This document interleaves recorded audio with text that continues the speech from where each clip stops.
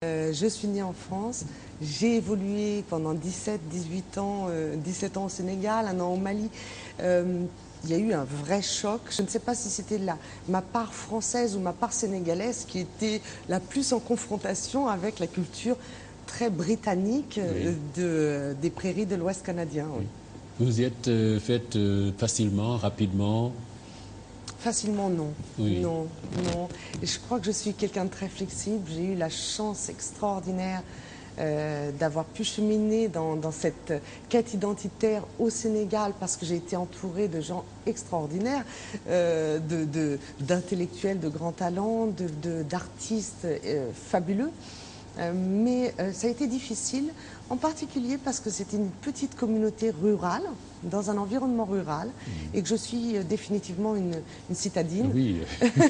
Oui. Et la mentalité dans les campagnes éloignées, un peu partout dans le monde, la mentalité rurale est quand même un petit peu différente. Oui, mais alors, Nathalie Fab, au Canada, vous êtes occupée des femmes dans l'exil.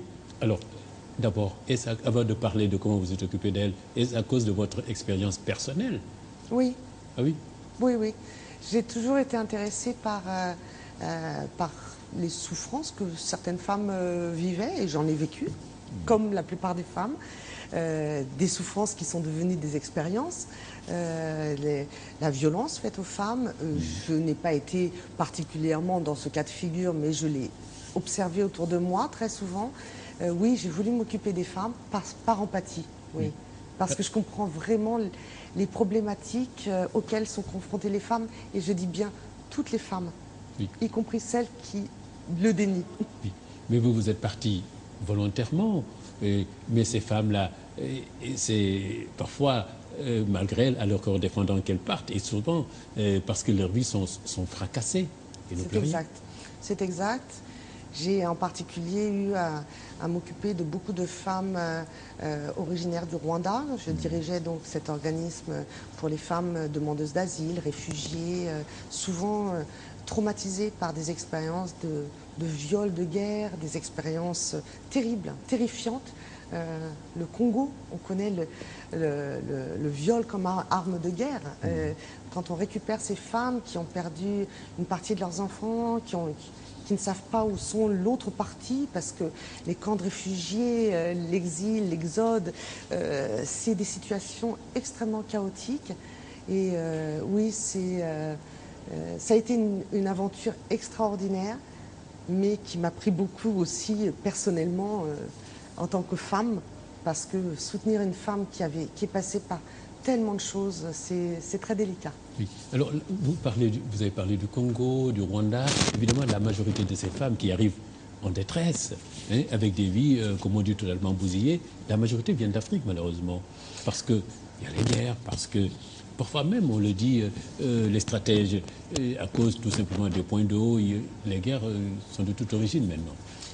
Voilà, c'est vrai que souvent on dénie, on ne parle pas suffisamment du fait que l'eau est souvent à la cause, l'eau et la famine et les problèmes d'agriculture, la sécheresse, sont souvent à l'origine finalement des conflits. Les peuples peuvent coexister dans leur schéma traditionnel, mais quand vous avez des pasteurs nomades qui se retrouvent avec leurs troupeaux à venir dans les terres arables des agriculteurs, souvent c'est à l'origine des conflits. Oui. C'est vrai que j'ai vu toutes sortes de femmes en difficulté venir, mais sachant que je dirigeais cet organisme pour les femmes francophones. Donc d'Haïti, des Caraïbes, d'Europe, parce que des femmes en difficulté d'Europe, il y en a beaucoup, du Maghreb, beaucoup aussi, et d'Afrique noire. Mais par contre, dans le monde anglophone, vous avez aussi des conflits, des choses très difficiles. Vous avez des femmes, mes collègues anglophones avaient des femmes, par exemple, de certaines dictatures sud-américaines qui avaient énormément souffert dans certaines géoles. Vous aviez les Philippines, dont les violences domestiques sont incroyables, ou les costaricaines. Donc, c'est vrai que nous, les francophones, on parle souvent de l'Afrique, Oui. mais il y a d'autres réalités. Certaines Chinoises, au fin fond de certaines provinces, souffrent terriblement aussi de violences. Oui. Mais alors, comment vous souteniez, comment vous leur apportiez un soutien? Parce que souvent, ce sont des femmes, dans la plupart des cas, peut-être même totalement analphabètes, dépourvues de tout. C'est vrai. Alors, donc, ils ont besoin de tout. Alors, parmi les réfugiés, on peut retrouver des cadres. J'ai vu des médecins, Oui. mais qui n'arrivaient pas à faire valider leur expérience. Et donc, ils se retrouvaient paupérisés. Oui. Mais tout autant que des femmes qui venaient de petits villages, qui n'avaient jamais eu accès à l'éducation, à la vie moderne, à l'eau courante. Et ces femmes étaient terriblement fragilisées, très, très vulnérables dans un environnement occidental, de grandes villes. Toronto, c'est une mégalopole. Et même pour trouver un emploi de simple femme de ménage, sans aller très loin, même ça, elles ne savaient pas lire les règlements et signer d'une croix. Donc nous avons mis en place des ateliers d'entrepreneuriat adaptés aux femmes analphabètes. Oui. Et ça a été une expérience extraordinaire.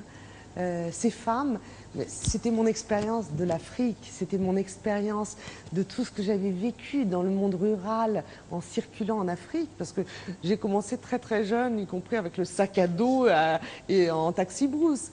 Et cette expérience de la vie rurale africaine m'a permis de trouver des solutions adaptées sur mesure aux femmes africaines analphabètes. Je parle vraiment de cette catégorie.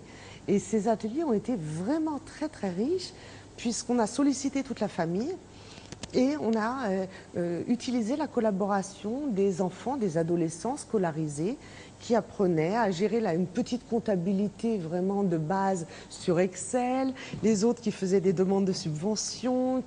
Et c'est toute la famille. Le lien communautaire a été raffermi parce que les enfants et les frères et sœurs participaient à un projet mené par une femme, souvent foyer monoparental et en grande pauvreté. Alors, les femmes, évidemment, quand vous les aidez comme ça, c'est pour développer de petites structures familiales quand vous les poussez vers l'entrepreneuriat pour qu'ils puissent être indépendants, pouvoir survivre aux premiers besoins, quoi. Tout à fait, ce sont des micro-projets au départ, mais certains parfois prennent de l'ampleur, comme des initiatives de jardins communautaires, où elles ont négocié des petits bouts de terrain pas trop chers, et puis qu'elles ont réussi à s'assembler, à créer des initiatives de coopératives et à vendre leurs produits, qui sont des produits plus ou moins biologiques, et des produits qui aussi correspondent à l'alimentation africaine. Donc elles ont déjà les réseaux pour vendre des ignames, par exemple, à Toronto. Donc ce sont des femmes très débrouillardes, comme je dirais, les femmes africaines sont très débrouillardes. Et souvent, en fait, je suis désolée, Sada, mais ce sont les femmes qui portent l'Afrique, qui portent les familles. On le dit, oui. Et j'ai tellement observé, en habitant en Afrique, le courage des femmes qui souvent trouvent des solutions d'une rare ingéniosité, simplement pour permettre à leurs enfants de grandir et de manger. Et c'est la même chose que j'ai retrouvée à Toronto. Donc il suffisait de les accompagner pour qu'une économie informelle, qui peut plus ou moins fonctionner en Afrique, puisse s'adapter à un contexte beaucoup plus rigide. Et surtout que, on sait très bien que les anglophones et les Canadiens sont quand même assez rigides et très respectueux des lois. C'est un peu comme en Allemagne. Vous ne pouvez pas trop tergiverser. Donc là, il fallait vraiment leur expliquer comment adapter leurs pratiques informelles à un contexte beaucoup plus rigoureux. Et on les a aidés en mettant en place des systèmes de comptabilité où elles pouvaient être soutenues, disons, au niveau administratif. Et ça a bien fonctionné. Et ils y sont arrivés parce que vous me dites que vraiment, elles se débrouillaient très bien avec leurs enfants et que ça marchait très bien. Mais vous m'avez dit aussi, c'était pas facile de leur apprendre l'entrepreneuriat parce qu'ils ne savaient même pas signer, même mettre une croix pour signer. Ils ne savaient pas le faire. Alors en fait, c'est le paradoxe. C'est que les femmes africaines sont des entrepreneurs. Oui. Même la vendeuse de cacahuètes de Garté en bas de chez vous est une entrepreneur. C'est déjà le principe de l'entrepreneuriat, d'avoir un bien et de le commercialiser, donc de répondre à l'attente du marché. Donc c'est tout à fait instinctif, mais c'est déjà de l'entrepreneuriat. Et ces femmes ont réussi, en étant encadrée, a conscientisé d'abord le fait que ce qu'elle faisait de façon informelle, quand elle faisait des tresses, quand elle faisait des pastels, quand elle faisait des choses comme ça, des bananes plantains, tout ça, c'est de l'entrepreneuriat. Vous le faites parce que vous avez trouvé un réseau pour écouler quelque chose et avoir un revenu de ça. Donc il fallait simplement convertir ça dans l'économie formelle. Et ça a vraiment fonctionné. Oui. Alors, vous êtes, Nathalie, dans ce livre Voix féminine, alors, vous avez écrit « Combattre l'injustice et les inégalités, c'est le credo initial auquel j'ai adhéré inconsciemment et qui m'a projeté dans le monde des femmes. » Hein? Vous dites je crois qu'il a pris ancrage en moi quand j'avais 6 ans, alors que j'ai découvert les formes géométriques et autres hiéroglyphes que j'apprenais laborieusement à tracer petite fille sur le banc d'une école française. Ces formes, les mots. Donc ça vous a fait découvrir aussi la réalité de la femme africaine avant de connaître l'Afrique. En fait, les livres, les mots ont été les premières aventures que j'ai faites dans ma vie, c'est en lisant. Les premiers voyages que j'ai faits, et depuis j'ai parcouru des dizaines et des dizaines de pays, mais les premiers voyages que j'ai faits, c'était en lisant. C'était en lisant André Brink, en découvrant Nkrumah, en découvrant Richard Wright. J'ai découvert les injustices, les inégalités, Simone de Beauvoir évidemment. Hein. Donc en lisant, et puis en lisant un beau jour, Désert de Leclésio, que j'ai eu l'immense bonheur de rencontrer par la suite et avec qui je me sens un lien extraordinaire. En lisant Désert, j'ai découvert la lumière de l'Afrique et je me suis dit, j'avais 11 ou 12 ans, et je me suis dit, c'est là que je veux habiter. Oui. Vous avez écrit La lumière et la blessure, la blessure de l'Afrique. Et la blessure, la terre craquelée qu'il décrit. Il parle bon, évidemment, dans Désert, hein, il parle aussi du changement sociétal, de la colonisation, des guerres, des conflits. Il y a une blessure, oui, il y a une blessure. Alors, l'aide que vous apportez à ces femmes, en vous écoutant, on voit votre sensibilité pour soutenir ces femmes. Alors, l'aide que vous leur apportez pour leur intégration, vous les avez formées dans l'entrepreneuriat. Alors, et vous dites que beaucoup s'en sont sortis, très bien, parce que vous dites que c'est des femmes battantes, hein, qui savent s'en sortir. Mais parfois aussi, il y a des échecs. Parfois, ils sont dans des réseaux de trafic humain. Ce n'est pas tout le monde qui arrive à s'en sortir. Tout le monde n'arrive pas à s'en sortir. C'est clair que bon, dans notre organisme à l'époque, je dirigeais une vingtaine de femmes qui organisaient les services d'emploi, les services pour les aider à faire des CV quand elles savaient écrire. Enfin, on avait toutes sortes de conseils, y compris des conseils psychologiques, de counseling. Mais il est clair que dans un environnement comme ça, vous envoyez des vertes et des pas mûres. Et il y avait des femmes qui étaient victimes de la traite, qui étaient victimes du trafic international, qui est devenu cette nouvelle forme tragique d'esclavage. Aujourd'hui, les réseaux de traite et de trafic de femmes ont pris une ampleur sans précédent dans l'histoire de l'humanité. Et donc, pour lutter contre ça, certains gouvernements, comme la Suède et récemment la France, ont mis en place des politiques qui sont peut-être un peu excessives, que les gens n'ont pas toujours bien comprises, mais qui sont vraiment... On interdit la prostitution, même si, évidemment, ils savent très bien que ça ne va pas fonctionner, simplement pour ralentir la traite, le trafic d'êtres humains. Et j'ai vu beaucoup de femmes, oui, qui étaient des femmes à risque, qui étaient des femmes à qui on avait confisqué les passeports, des femmes qui avaient le couteau sous la gorge parce que quelque part dans les Caraïbes, leur famille était à risque d'être tuée par des réseaux mafieux. Et donc ces femmes étaient obligées de se prostituer.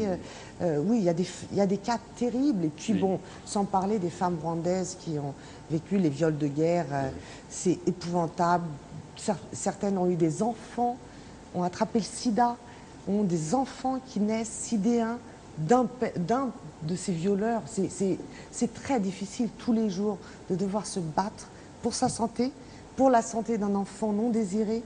Et surtout dans ces contextes de traumatisme, d'exil, c'est parfois difficile. Alors pour ces femmes-là qui sont aux mains de ces trafiquants, qui sont cantonnées dans l'esclavage sexuel, évidemment, vous ne pouvez pas faire grand-chose là.